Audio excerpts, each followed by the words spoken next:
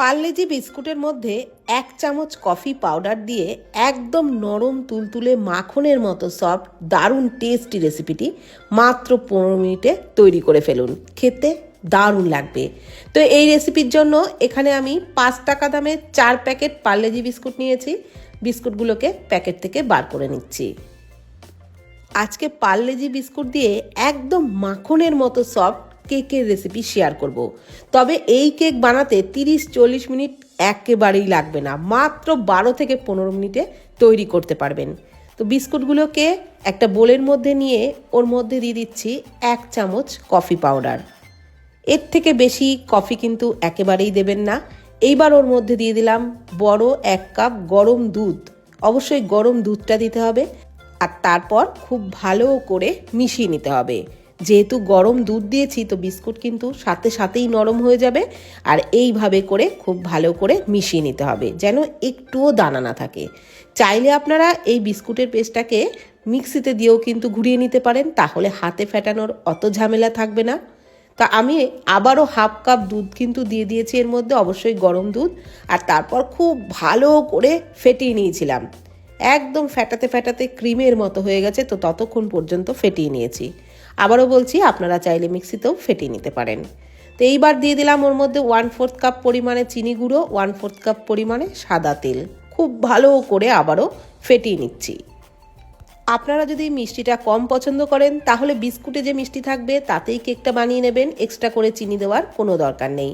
তবে আমি একটু মিষ্টি মিষ্টি তৈরি করবার জন্য অল্প চিনি গুঁড়ো দিয়েছি।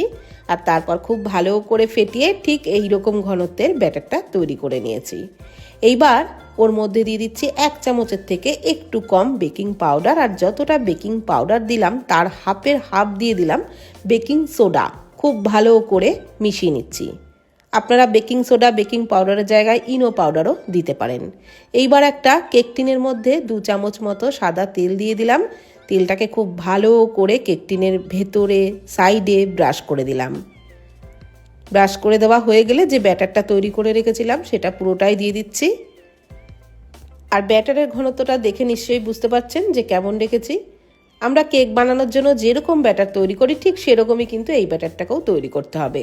এবার একটু ঝাঁকিয়ে নিচ্ছি যাতে ব্যাটারটা সব জায়গায় সমান থাকে। তারপর ওপর থেকে দিয়ে দিচ্ছি একটু টুটি ফুটি। চাইলে আপনারা দিতেও পারেন, না দিলেও হবে। তো আমি একটু দেখতে সুন্দর লাগবার জন্য ওপর থেকে একটু লাল আর সবুজ কালারের টুটি ফুটি দিয়ে দিলাম।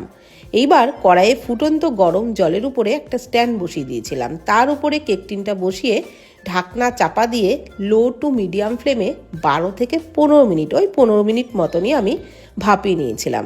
একটা কাঠি দিয়ে চেক করে দেখে নিচ্ছি, কাঠিটা কিন্তু একেবারেই পরিষ্কার। কেক একদম রেডি। তো তারপর ঠান্ডাও করে নিয়েছি কেকটাকে নামিয়ে। এইবার চারি সাইডে ছুরি দিয়ে এইভাবে একটু ছাড়িয়ে নিচ্ছি যাতে কেকটা বার করতে সুবিধা হয়। অবশ্যই ঠান্ডা করে নেওয়ার পরে কিন্তু কেকটা বার করবেন, তাহলে একটুও ভেঙে যাবে না। আর না হলে এই কেকটা কিন্তু একেবারেই নরম হয়। যদি গরম অবস্থায় বার করতে যান তাহলে কিন্তু কেক ভেঙে যেতে পারে। দেখুন কতটা সফট হয়েছে, একদম মাখনের মতো সফট, মুখে দিলে মিলিয়ে যায়, এতটাই নরম তুলতুলে হয় এই কেকগুলো। আর শুধু নরম নয়, খেতেও অসাধারণ টেস্ট। একদিন যদি বানিয়ে খান তাহলে এই কেক আবারও বারবার কিন্তু বানাবেন, এতটাই টেস্টি হয়। আর তেমনি একেবারে মাখনের মতো সফট হয়। 30-40 মিনিট একদমই লাগবে না, মাত্র 12 থেকে 15 মিনিটেই তৈরি করতে পারবেন। তো বানিয়ে ফেলুন এইভাবে নরম তুলতুলে পার্লেজি কেক, খেতে দারুণ লাগবে। ভিডিওটি ভালো লাগলে প্লিজ কমেন্ট করবেন। ধন্যবাদ।